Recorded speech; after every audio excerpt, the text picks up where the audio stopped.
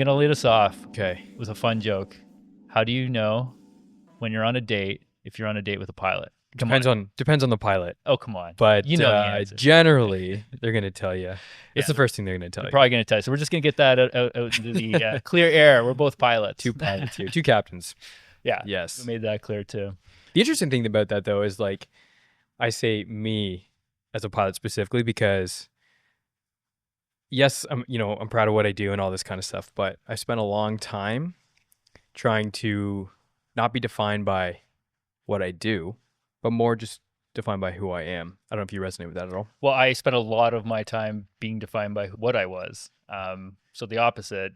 But I think you're saying the same thing. Like I've spent a lot of my past years trying to figure out who I was beyond being a pilot Yeah. because that title meant so much to me. Like I used to go to the golf course, literally just tell people I was a pilot because I thought a pilot is a very trusting profession and I wanted them to not feel like they couldn't trust me. So to get that trust right away, I would be like, "Oh, I'm a professional pilot." And I would say, what I worked with or who I worked for and what I flew, and they would ask me a million Yeah. questions. But then you realize that became very surface level conversations. People don't know that much about flying. They wanted to ask all these questions, and I would never ask them about themselves. It's kind of interesting. I remember I was laid off over COVID-19 and I went and sold cars for a little while. And I was working with this client and she had said to me, how long have you been here? I was working at Jaguar Land Rover. She's like, how long have you been here? And I said, oh, this is my first month on the job. She's like, oh, where were you before? And I said, I actually, this is my first job selling cars. And she's like, what were you doing? I said, I was a pilot for WestJet. And there's no hierarchy of careers here, but the respect level just shot through the roof in a matter of a split second. Same guy, same sales style, same personality, same everything, but just due to societal and how people view different careers, it was crazy to see that happen in real time. So yeah, I totally see why you would do that at one point. Well, because that was for me, like I stepped down from the airlines. I was at Air Canada, major airline in Canada. After 10 years, I was a captain there, Yeah. making lots of money, everything. So what I found was this chase to becoming a captain at a major airline was all because like I enjoyed flying airplanes. I loved the experience. Same reasons for you. Mm-hmm. For me specifically, what I realized is the money I was making, Mm-hmm. the title I had, it was actually to feel more important or to feel more valued by other people. I ended up with a difficult childhood, kind of running away from home in the sense of I needed to get away. Mm-hmm. That drove me to becoming a pilot, or that was my escape code, all to realize that the thing that I was actually seeking was love and connection. And I wasn't getting that at home. I got that in aviation. I loved aviation. And then what I wanted to do next was find that connection, find that love, find that happiness. And so now all I seek is joy, fulfillment, and happiness because those are the emotions I actually were seeking in the first place. Yeah. But then I realized that getting those emotions actually don't come from being like having a title or having like it's about having deeper, more authentic, vulnerable conversations, being a human, admitting your weaknesses, being vulnerable, like all this stuff that I always was told to suppress as a pilot.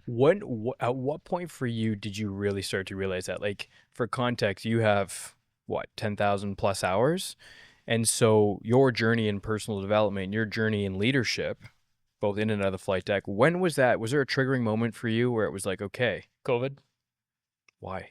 because you know how many people tell you you have all the job security in the world because you're with the biggest, best airline in Canada, and then they laid off 1,000 people, Mm-hmm.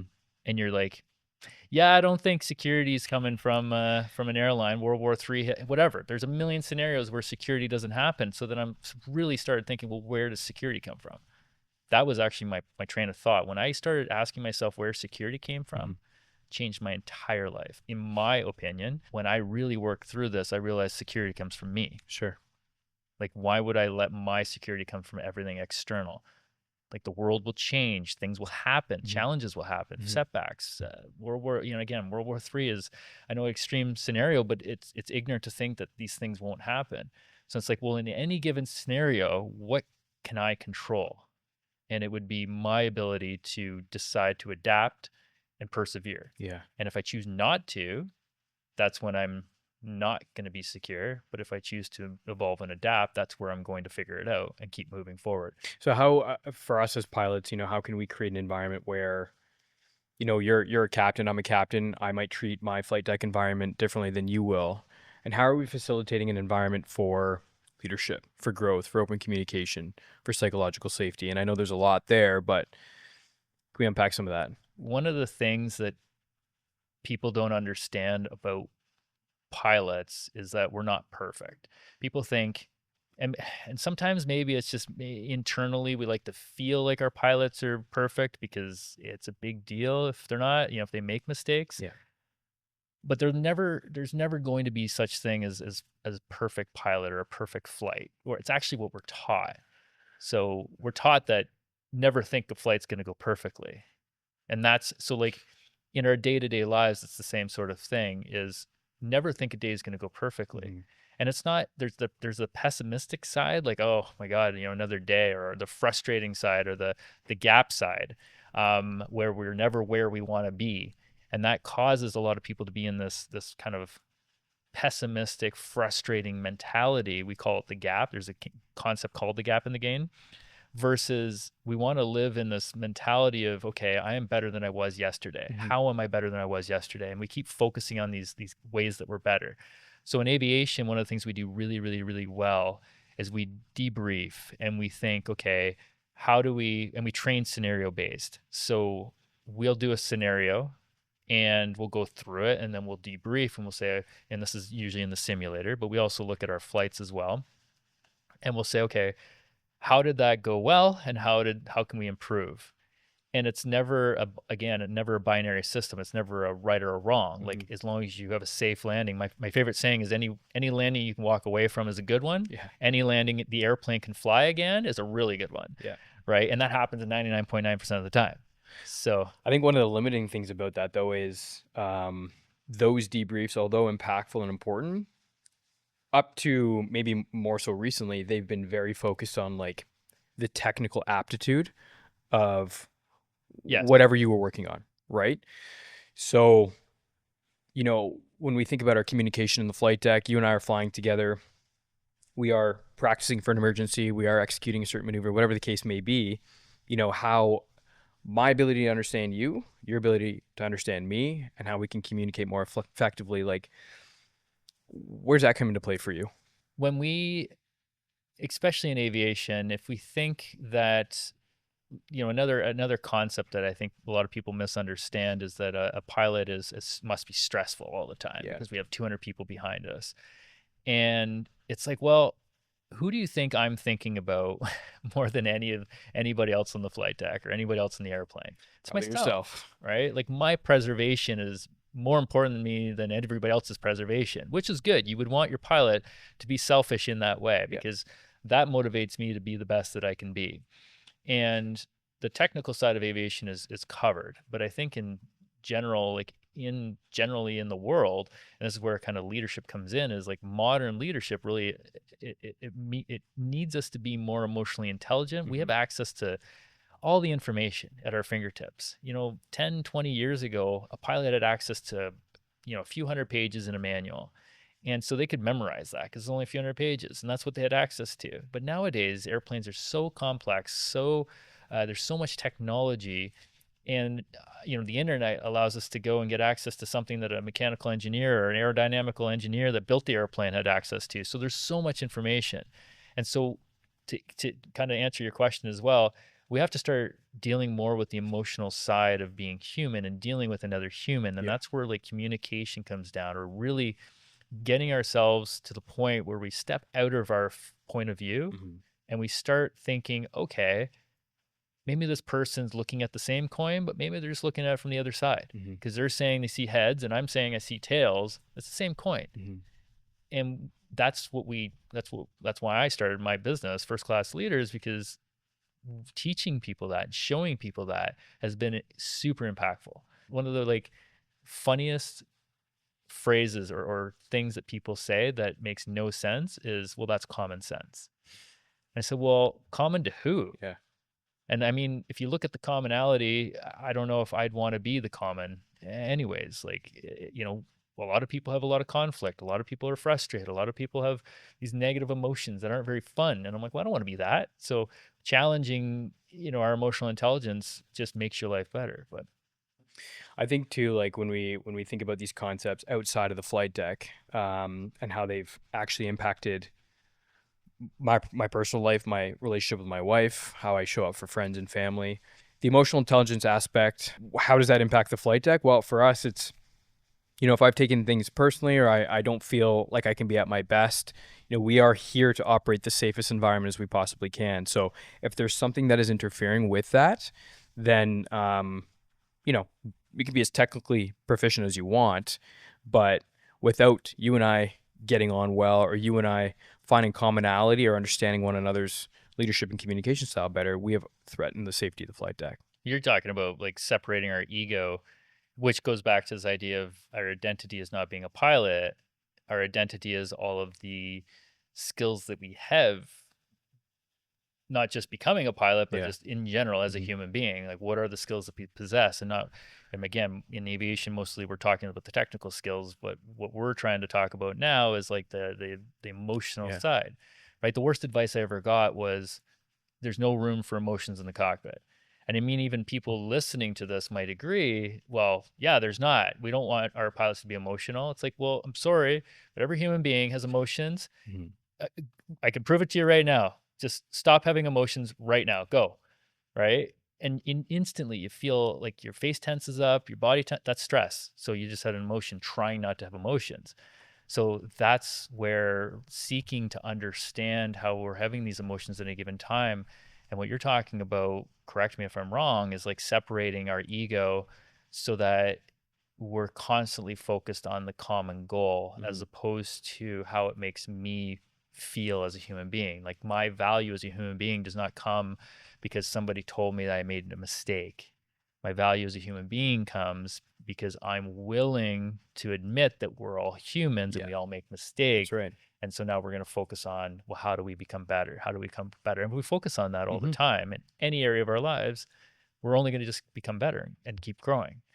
And this is a real thing. Like I've experienced, a number of times now where, a conversation has an intensity level that might change the aura or the sort of camaraderie amongst the crew member. And so you feel like, okay, how am I going to, if something comes up or I notice something, I want to touch base on something, you immediately feel that there's something guarding you, you Yeah. know? And so I think when I opened the conversation to, or opened the floor rather, to having those kinds of conversations, it took all guards down immediately. And this was never a threat anymore. What made you, like, when did you first start doing that? Or why did you open up the door to have those conversations? Because I know that's hard from my personal experience too. Yeah, it was difficult. I was a new first officer, and I went in there with a mindset of, I'm here to learn as much as I possibly can. I want to be the best first officer that I can be.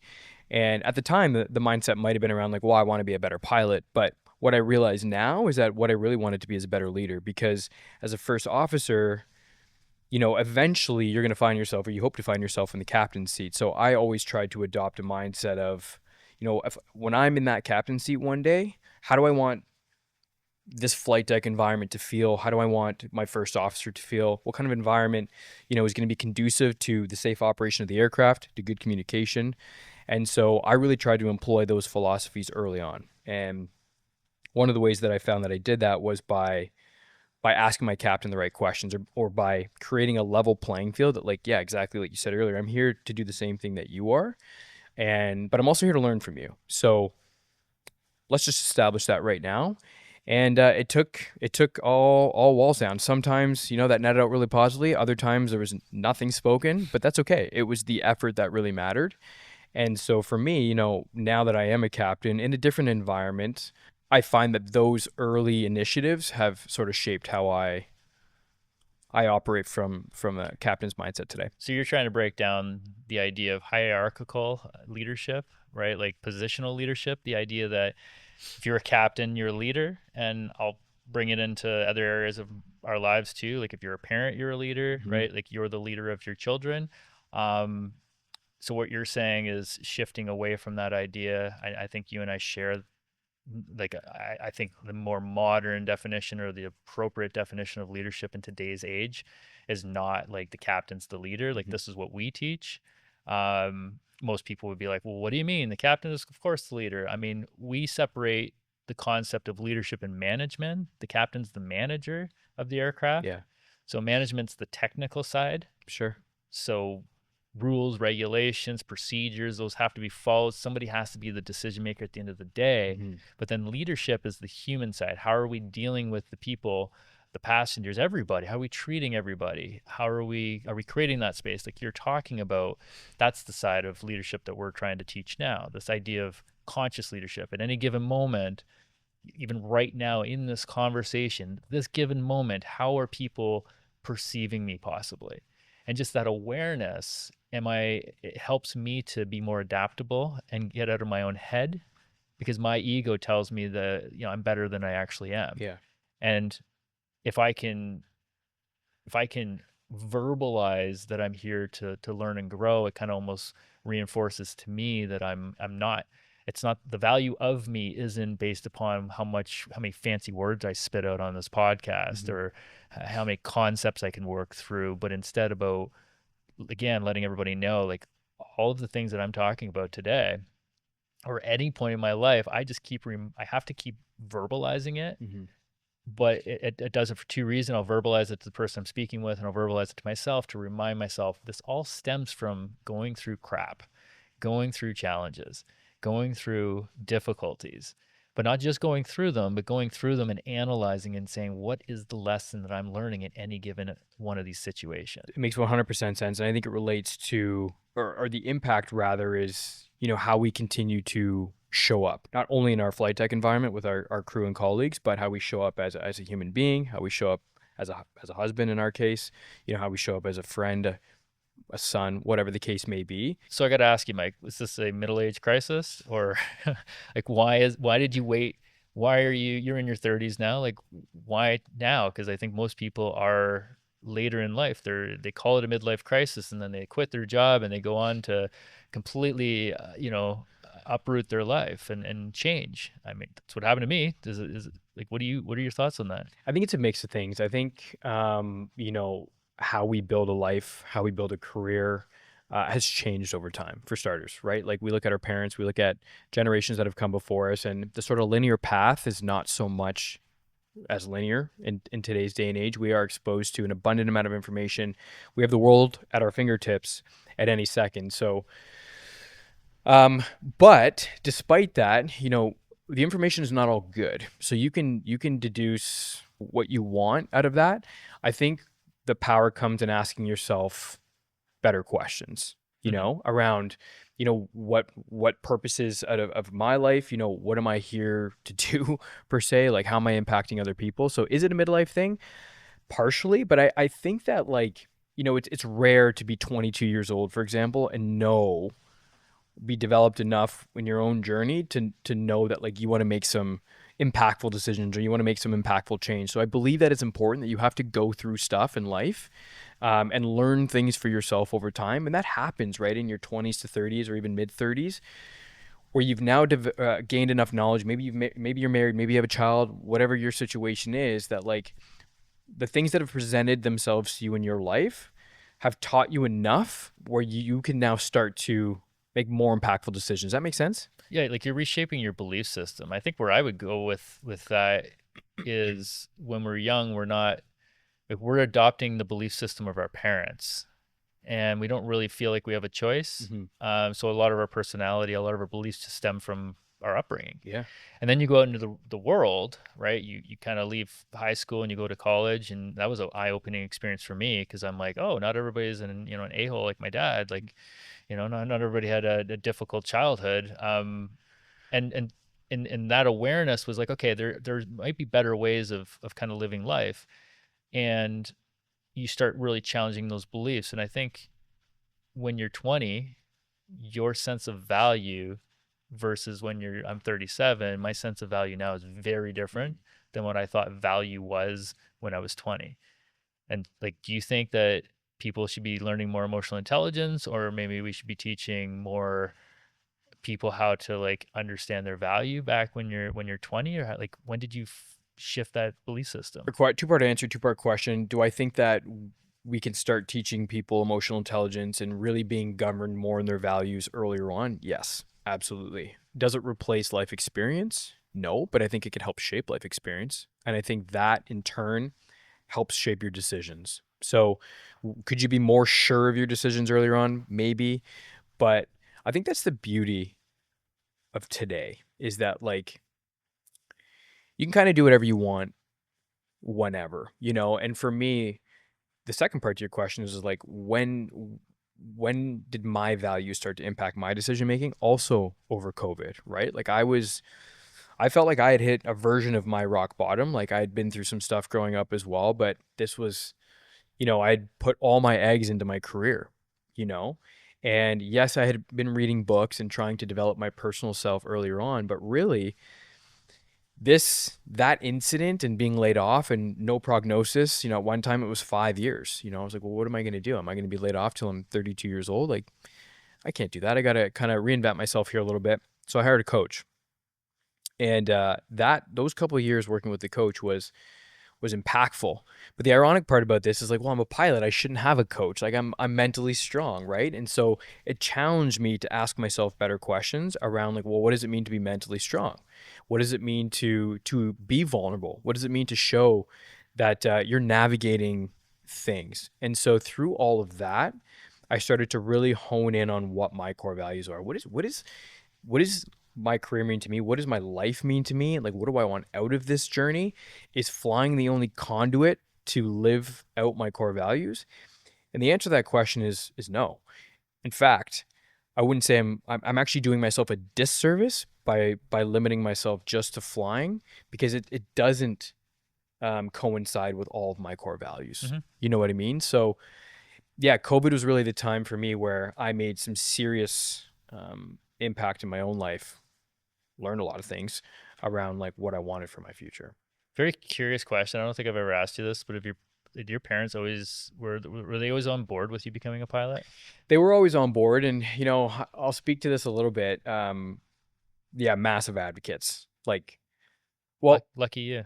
early on when I wanted to be a pilot, I had already accepted an offer to go to university, and I was going to bail on that, and I was going to be a flight attendant for a year and work and then go to flight school. And I kind of battled it out with my parents a little bit, and they were like, how about this, go to university for 1 year, don't do the FA thing, and if you still want to be a pilot after your first university, then you can go off to flight school. And I said, okay, that's a pretty good compromise. I ended up sticking out school, finished my degree, and then went off to flying school. So yes, I had their support. But I also like threw a lot at them in one go. But when I think about my upbringing, I lived in a perfect house, perfect, perfect household. Like we lived a, you know, average upper middle class life, you know, great reputation in the neighborhood, good family, good values, church on the weekends. Like we ticked every box for really looking like the poster child life. So how is that netted out for me today? Well, perfection, the way I perceive perfection, the bar and the standard that I hold for myself and for other people. And this was big, you know, for me in terms of what was good enough, what's not good enough. What are other people going to think about me if I make this decision? What are other people going to think if I give up this career that I've worked so hard for to build something that's in my soul, you know? And so, you know, I look back at my core values. I've had to do a lot of work on getting crystal clear on what those things are to me. You know, do you relate to any of that at all? Yeah, like what I hear is like just challenging the belief system. So my parents, I came from an opposite side where it was very physically and mentally and emotionally abusive, and so much so that more on the emotional side, so much so that I started suppressing my emotions. Tell people like I only have these three emotions, like tired, hungry, and horny. And you know, it was always a joke, but it was like how I like just suppress my emotions, because my dad wanted me to stay in the family business. I have two older brothers and a younger sister, and we Hmm. just worked as mechanics, and we built the business. We helped my dad build the business, and it was build the business, work in the shop, work on the farm. And it's kind of interesting because I just hated it. I really enjoyed the working, like the tinkering side, but because it was so micromanaged by my dad, or so controlled, if we made a mistake, get our asses kicked. There was no love. There was Yeah. no like, that's okay. It was like, figure it out, fix it, stay home from school if you make a mistake because you had to fix it, which taught me perseverance. So there were so many lessons there. But what happened is I just wanted to escape.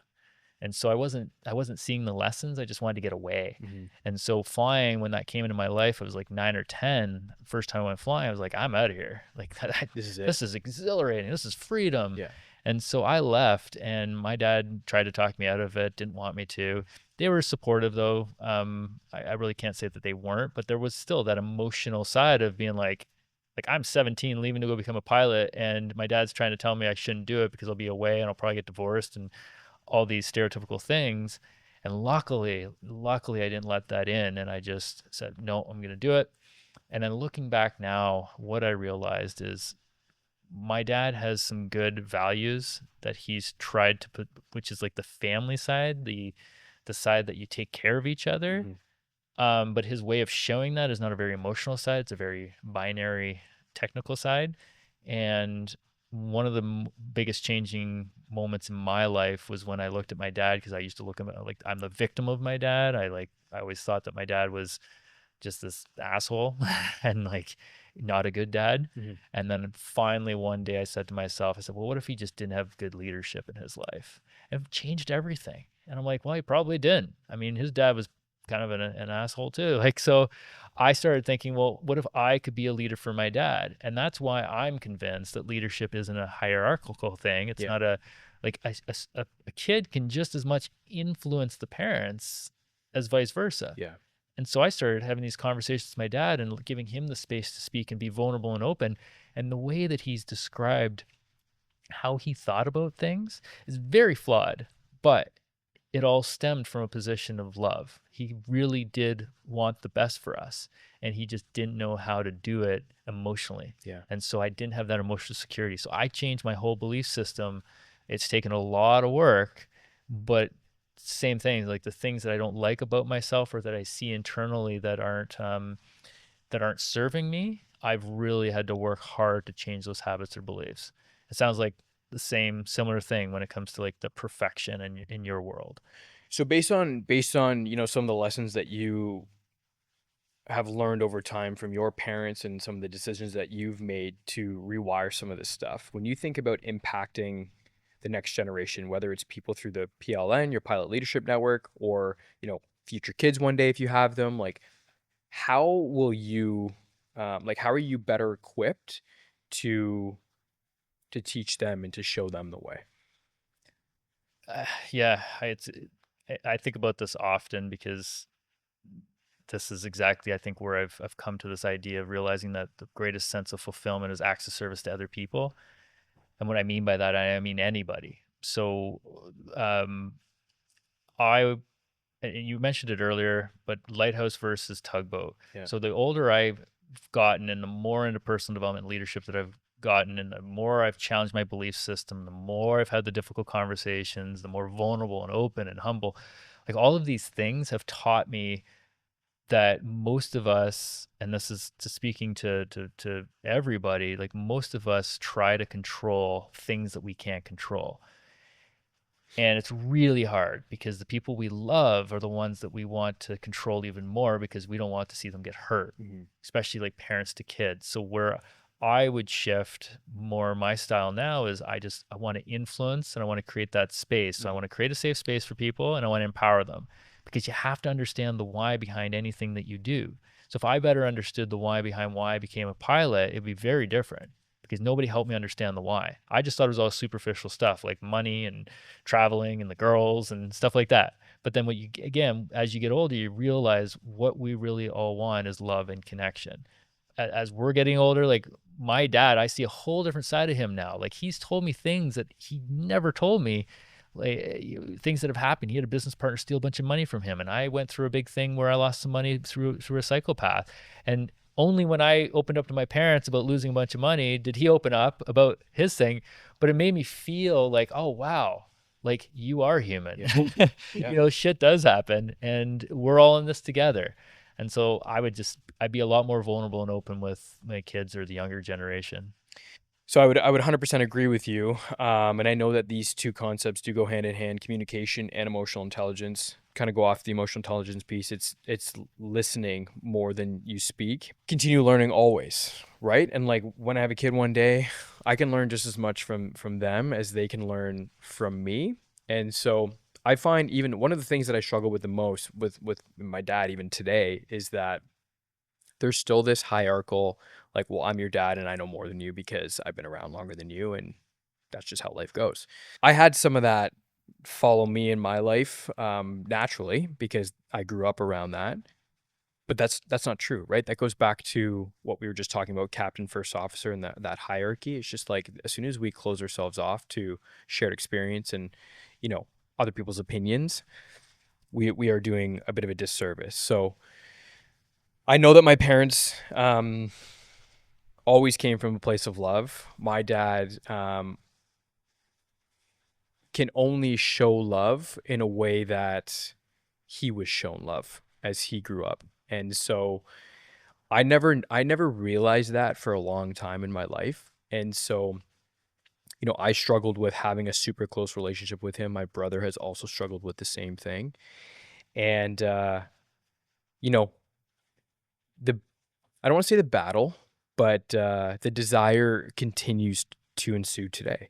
You know, like it's my dad. I want a close relationship with him. I married, you know, a woman who lost her father prematurely 2 years or 2 months to the day before I met her, and I've seen now for 6 years what life with no dad looks like, when you were really close and when they had such a deep impact on your life. And so, you know, I want that. I want that, you know, but with that comes the understanding that, like, as I continue to grow myself, as I continue to learn lessons in the world, as I continue to ask myself big questions, his thoughts, opinions, and ways of showing love or leadership or knowledge or any of those things may not always coincide with mine. But I think we need to find, you know, common ground. And this is where the emotional intelligence piece really comes in, right? Um, I understand him so much better now because of the disc analysis that I've done, understanding where he might sit on this, which is a personality assessment. Um, and so communication and emotional intelligence, it goes hand in hand, but it can teach us so many different things. You, I mean, you are actually a good listener, so it's interesting that you said this is something you want to get better at. You're way better at it than I think me. it's a constant. You're always, that's something I want to be really good at. But thank you. Well, I just know the phrases, right? And this is where it's the differences between knowing it or reading it and applying it. It's like the phrase that I know and I try to remind myself is nobody cares about how much you know until they know how much you care. Hmm.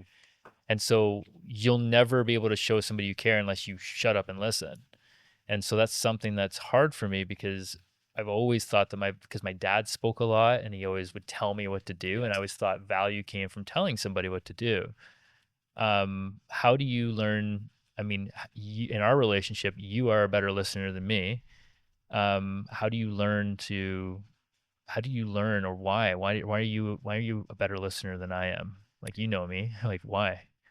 I mean, I wouldn't say that I'm a better listener than you, but I think if somebody isn't voicing to you, you know, areas of improvement or giving you feedback, um, we all have blind spots, you know? And so, you know, you and I have developed a really unique way of communicating with one another that firstly, you're exceptionally good at being open to feedback, something I can, use some improvement on, hence me creating that environment in the flight tech of not taking anything personally because feedback is a thing that I need to get better at and I have gotten better at. But you've allowed me to point out to you, um, times where I felt like you weren't listening or times where I felt like you wanted to, say something without me finishing my comment. You were so fixated on like, what's the next thing I want to say, but you're not allowing me to finish my thought, right? Which could also be of value and of importance. So because I know you're a D, and I'll let you speak to disc for a few minutes if you want, but like I know you're a D on the disc, like you drive results, you're keen, like you have lots to share. I understand that about you, whereas I'm a little bit more analytical, a little bit more reserved, a little bit more um, orderly, for lack of a better term, you know? So does listening coincide with that? Be a little? Yeah, I would think like I'm very good at being assertive. Yes. I'm very good at like I want to take the lead. I want to be in charge. Like those are all my natural things that I want to gravitate towards. But then as the more emotional intelligence I've developed, specifically this idea that people don't care about what I know until they know how much I care, has really opened my eyes up to being like, okay, well, maybe people don't see that I care just by saying, well, you should do this, you should do that. And I think a lot of people are misunderstood because of that one. Yes. So I misunderstood my dad for years because his way of showing me that he cared was trying to tell me what is good for me. Right. But then I'm just like him and I don't want anybody to tell me what's good for me because I'm going to figure it out myself. And so my directness and assertiveness is good when shit hits the fan and I need to be assertive, or we need to have somebody in charge of of an airplane, and we need to make a decision. But for you and I specifically, and it's really interesting when you can get somebody. Yeah, we use again the DISC framework. It's a behavioral assessment tool that helps you see that we're seeing kind of the same coin, but you're seeing heads and I'm seeing tails. And when you can open yourself up to that idea, and specifically in our relationship, it's crazy the conversations we have. We go from potential conflict to you being able to say, "Hey, Kyle, can you just shut up for a minute? Because I'd like to talk." And me not getting triggered because I know it's not coming from a position of it's coming from a position of love, but it's also coming from a position of our different personality traits. And so I think at the end of the day, like the generations behind us or anybody that I was speaking to ever, it's just start questioning what your belief systems are and understand that it doesn't mean that you're an invaluable or a weak person. It Yeah. just means that we're all flawed human beings. And the more that we open up and talk about this stuff, then the more we can become better leaders. So, question for you. You are building a super cool company right now, First Class Leaders, designed to train pilots on the emotional and soft skills side. There's a quote out there: rising tide floats all boats. When you think about building community in your pilot leadership network, when you think about that quote and what you're building, what comes to mind for you? Kind of stemming back to our other conversation, I realized that I really am limited by my own abilities. It's interesting because one of the things I lacked in my life a lot of times was the personal connection and the relationships and the community. I thought that people were difficult and they didn't see the same way as I did, and I thought that was a bad thing. And over the course of time, I realized that it's really important to have differences so that you constantly are challenging our beliefs as a instead of just by myself but with other people, so that we constantly are looking for the best way to do anything. And so in aviation specifically, there was no place that I could go that I would just with other pilots, because it just seemed like if I was dealing with anybody that wasn't a pilot, they just didn't get it. Yeah. They didn't get the job. They didn't get the jet lag, the being away from home, the being away from family. So it was really hard to like believe that they actually understood versus working with other pilots through our challenges, through our emotional and physical challenges of being a pilot, changed everything for me. But there wasn't that space. So I built First Class Leaders for two reasons. Number one, to give pilots the tools to be able to create that space, because it does take some emotional vulnerability, it takes understanding your ego, it takes a lot of work. Yeah. And then number two, after I started creating these tools, I realized that people needed the space. So then I created the Pilot Leadership Network just for pilots, and it's community. And for me, I just create the space, give the tools, and people are really smart. You know, the beauty of the Pilot Leadership Network as well is that I still feel like the industry is in a very transitional time where like the focus has not fully shifted from technical training. It will never fully shift, but the industry has not incorporated the importance of soft skills training. So I find that people especially new pilots getting into the industry, it's beautiful to see the diversity in who you have in the network, but the openness to being more human in the flight deck. And I think the authenticity behind your communities is beautiful. You see people engaged, and yeah, you've created a great space for people to really learn in different ways. So it's awesome. I think one of the biggest lessons that I learned about community specifically was the power of just feeling like you weren't alone. I Mm-hmm. never, ever, ever, ever thought about the gravity of that until about 6 or 7 years ago. And this is definitely quite personable, but I'm willing to share this because most of the lessons that I've learned have come from some sort of really big challenge. My sister was suicidal and she overdosed and she was airlifted to the hospital, and it hit everybody with like this big amount of surprise, except me. I wasn't that surprised that this had happened, but I switched to I got very curious, and I picked up a couple books off of Amazon on depression, and I started reading, and I went to the hospital to visit my sister. This is a big piece of what impacted my life. And I said to her, I said, does it feel like you don't really know what it feels like and you don't really know how to explain it to everybody, but everybody's trying to fix you, and so that just makes it worse because you don't even know what's wrong with you? And Mm-hmm. she's like, yeah. And I'm like, that must really suck. I'm not going to try and fix you. I'm not going to try and understand. That just must really suck. I'm here for you. Mm-hmm. And I think it was like almost the first time my sister had felt loved, right? And it was like maybe almost the first time I had shared love, right? Because I didn't understand, because I'm always trying to fix too, Yeah. right? And that was a big lesson for me, that, the community that we've built at First Class Leaders, people like, as much value as I'm trying to add to everybody, like, we've got master classes, we've got mentorship, we've got all these things. The number one feedback that I always get is, it really feels good not to feel like I'm alone. I remember back when I was just finishing up my time as a flight instructor, and I had this opportunity to go get my first job in the regionals. And, I knew somebody, I knew a decision maker there, and, the connection was warm. And I went and did the sim evaluation, and I truly thought in my head, I'm like, this is, it's a shoe-in. Like, I have ticked all the boxes here, and I know all the right people, and I interviewed well, and I thought the sim eval was okay. It wasn't exceptional. It wasn't horrible. And then I remember being at a golf tournament 3 days later. I get an email to my phone saying, sorry, we've actually decided to go with another candidate. I was devastated, to be honest with you. I was totally blindsided. And it was a lesson early on for me that, like, check the ego at the door, for one. And two, like, you really got to sort of earn different things. And I share this story because I carried some shame around this for a while, right? And people in my close circle knew the story, but that's it. My parents, my wife, whatever. I felt that I could share that openly on a Pilot Leadership Network call that, had 40 people on it, of varying experience levels. And so I think that's the power of community, right? When you're not going to feel judged. Now we talk about in our community often, people are talking, it's interesting that people say, it's like, oh, we're almost like normalizing failure.